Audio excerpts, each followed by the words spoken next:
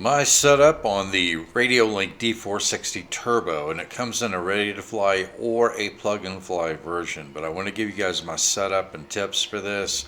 It will definitely give you a drama free flight. Alright, so it's a good starting point. It may not match your flying style, but it's a good starting point so that you can tweak it, but it takes all the guesswork out of it so that you know that when you launch it, you're going to have a successful maiden flight on this plane. Alright, so like I said, it comes in ready fly or a plug and fly, and the ready to fly comes with everything: the receiver, the transmitter, the gyro, and a 2S charger. This plane is 2S or 3S capable, which I think is absolutely great. Not all planes are 2S, 3S, 4S capable. So the plug and fly, most plug and fly planes do not come with any flight batteries. Most plug and fly planes do not come with a gyro. And of course they don't come with the receiver, the transmitter, or a charger. But this plug and fly plane comes with the Byme-DB gyro already pre-installed and comes with 2 flight batteries. So that's about between $32 to $35 worth of stuff that you don't normally find in a plug and fly plane. So I think the plug and fly price of this plane is $159.99, $160. But when you consider the fact that you're getting somewhere between $32 to $35 worth of stuff with this plug and fly version that most plug and fly planes do not come with, that reduces the price by about $32 to $35, so you're looking at 120 something bucks really for the plug and fly version of this plane. And I think for what you get and how good this plane flies, I think that's a steal. Alright, so you can use a smaller, lighter 2S LiPo. This Radiolink is fantastic at picking out their power systems. Not only does this plane have unlimited vertical with the stock power system on 2S, but you get a tremendous amount of flight time. When I'm out flying it, I am not just cruising around with it. I'm doing aerobatics with it. I'm heavy in the throttle a lot of the time, and I'm going to get 10, 12 minutes of flight time with it easy, leaving 3.6 volts per cell. Or you can also use a larger, heavier, as long as it's small enough to fit in the battery bay, 3S LiPo. And I've got some 3S LiPos and some props that I'm going to be testing it out with. So, alright, on mine, there's no reflex required on this plane for the elevons. A lot of the wings, sometimes you have to, and even some of the jets, that are elevon only, sometimes they require a little bit of positive elevator when your sticks are in the neutral position. This one does not. So in the next one, you can see that with the gyro in full manual mode and my aileron and elevator stick centered, you can see that my elevons are flush with the trailing edge of the wing. This one takes off and flies nice without having to have any positive or negative elevator dialed into it when your stick is in the center position. So my control surface deflection is 7 millimeters up and 7 millimeters down for both aileron and elevator. Now that does not sound like a lot of movement. It doesn't take much. It doesn't take much to pivot or rotate this plane. With 7 millimeters of movement up and down on the aileron and the elevator, I have aileron in reserve and I have elevator in reserve. So you needn't worry about that. 7 millimeters is plenty. My aileron expo I have set up for 70%, and my elevator expo is set at 65%. And that sounds like a lot, and it is, but if you're softer on the controls than I am, then you can cut down your expo amount.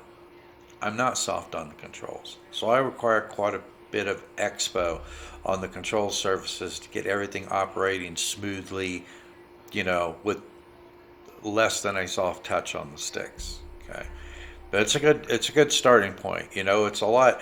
Even if it feels a little sluggish to you, that's better than having it really twitchy on your first flight. You can always dial it down.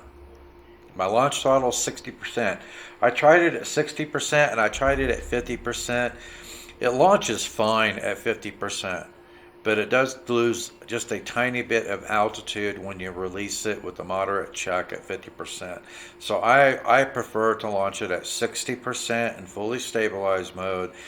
I give it a moderate chuck and a slightly upward angle, when I launch it, and it takes off fine. All right, my CG. There's two little squares, that are outlined on the bottom of the aircraft, on the wing. I have found that is where this plane balances, neutral. The nose isn't tipping down, the nose isn't tipping up. When I put the 2S stock LiPo in it, and I have the LiPo pushed all the way forward in the battery bay, and have the canopy on it and the prop and everything ready to launch it, I found that with that configuration, the plane has a neutral balance at those 2 points. And I found that their default CG, basically with the stock battery pushed all the way forward, works really, really well for this plane. So as long as you make sure that regardless of what battery you have in it, you can get a neutral balance at those 2 points that I have highlighted there, your CG is going to be right on the money. Okay. I almost always have to change the linkage on these planes the way they come default because they're always too twitchy for me. So by default, it came in the center hole of the servo arms. I had to drill out the innermost hole to get the linkage in there, and I will have a handy dandy tool that I'll show you here in a couple minutes. That it's inexpensive but a great tool for being able to drill like these servo arms and control horns and all kinds of things, motor mounts, equipment shelves, whatever you need to fabricate or whatever you need to adjust. So I had to drill that out to get that linkage into the innermost hole on the servo. That softened the controls up for me. Because on the control horn, they've got linkage stops on here, which I really prefer over those cheap plastic clevises. These aren't going to pop off of the control horn. I like using linkage stops whenever I can. By default, mine came in the outermost hole of the control horn, which is where I would have put it had it not already come in that position. So the linkage is set up at the servo arm and at the control horn, so you have the least amount of movement on the control surfaces, which is what I wanted and the way I think it needs to be. And with the dual rates, if I want more movement on the control surface, I have plenty of adjustment in the radio to be able to make that happen. All right, so I did a quick measurement of the size of the battery bay. Now this is just an estimate. I did the best I could with just a little plastic ruler. But 30 millimeters wide, and that's taking into account the amount of space that's being used by the ESC, because you can see the ESC here is located on the right-hand side of the battery bay, inside the battery bay. Now, you could probably get a 32 millimeter wide battery in there. It'll be a little snug, but I know you can get a 30 millimeter wide battery in there without any problem. I'm sure you get a 31 millimeter battery in there without any problem. If you had to, you could always trim out a couple of millimeters of the foam over here or on where the ESC is located, or over here on the other side. Just remove a couple of millimeters of foam from that ridge right there to widen the battery bay a little bit. Wouldn't take but a couple of seconds to do it. So, and it looked to me like with the depth of the battery bay, because this little area right here is where your hatch is going to connect over here, okay, along this edge and down in here. So it looked to me like looking at the cavity underneath the hatch and the cavity inside the battery bay, it looked to me like you get a 25 millimeter thick or 25 millimeter high LiPo in there without any problems, without obstructing the hatch. That's what it looked like to me. All right, so I found that with the stock 2S LiPo, if I push it all the way forward in the battery bay with that CG that I showed you earlier. No ballast weight is required at all. It balances perfectly on that CG.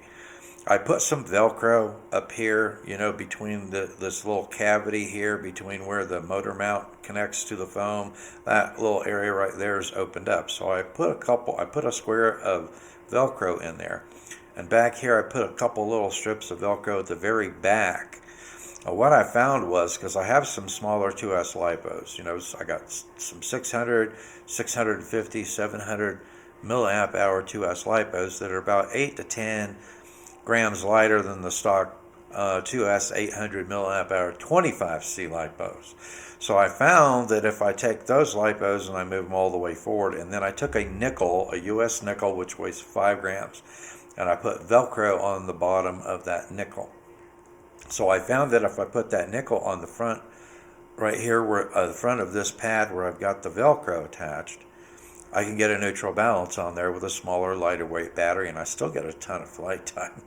So that's not a problem. I also found that with the 3S lipos I have, because I have some tattooed 3S lipos that are 650 milliamp hour 75C lipos that weigh 8 to 10 grams heavier than the stock 2S lipo. So what I found was that if I took that same nickel that I used for the smaller 2S lipos, and I put it back here at the back end of the you know, cutout area here for the canopy, and put my nickel back there with a little bit of tail ballast weight, I could get a neutral balance at that specific CG point. So I'm good to go whether I use a lighter weight 2S lipo or whether I use a heavier 3S lipo. All right, so I will have a link in the show notes to the PDF version of the setup file that I created for this. All the information I just went over in the video. If you want to download it and keep it for your reference, it's there for you to download and keep. It's a PDF document. It's got all that information in it. All right, so now the tools that I spoke about. It's a pen vise drill.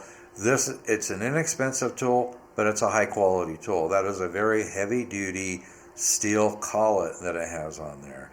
It has a very rugged rubberized handle that it's molded into, which is very comfortable in your hand, and you get a good grip with it.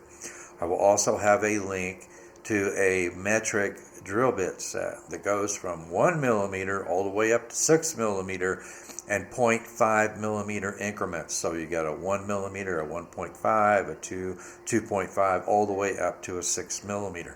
I use these drill bits and this pen vise constantly for things like drilling out the holes in the servo arms, in the control holes in the control horn, to drill out shelves in either plastic or plywood that I'm using for equipment shelf inside the plane, a servo shelf that, you know, for installing servos, for fabricated motor mounts that I'm making, or, you know, I'm sure we've all experienced this. You've got a motor and it's got a 5 millimeter shaft.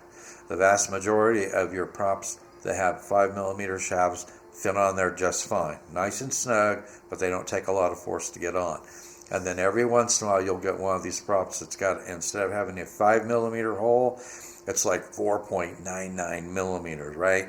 So it'll go over the threaded portion of the shaft, okay, but when you get to the non-threaded portion of that 5 millimeter shaft, it takes a lot of force to push that on there. Well, you take a chance on damaging the foam, you know, where the motor mount is glued into, or damaging the motor mount itself. So that 5 millimeter drill bit comes in real handy for those props that don't quite have a 5 millimeter hole in them to hone them out, so that the prop fits on the shaft just like it should without having to apply a ton of force to get it on there. There's all kinds of reasons that I use this tool and these drill bits. Great to have on hand, guys, and they're both very, very inexpensive. So there'll be links to those in the show notes. The next item is, because I'm going to use 3S lipos in this, so my 3S lipos have XT30 connectors. I have a pack of these adapters. These adapters work great. I've fabricated a lot of these adapters myself, but my adapters are a little bit larger and a little bit heavier than these. And so having these prefabricated adapters that go from XT30 to JST are really handy to have on hand. I've got at least 3 planes that I use these adapters for. One of them I think is my XK8280, because I do have some 2S LiPos that also have XT30 connectors on. My Radiolink SU27, my Radiolink A560, and of course this plane. I'll be using these in. So great to have on hand. It's come in a 3-pack, very inexpensive. There's links to them in the show notes, guys. So that's a wrap on this episode. Thanks for watching, and I'll see you next time in the Tinker's Lab.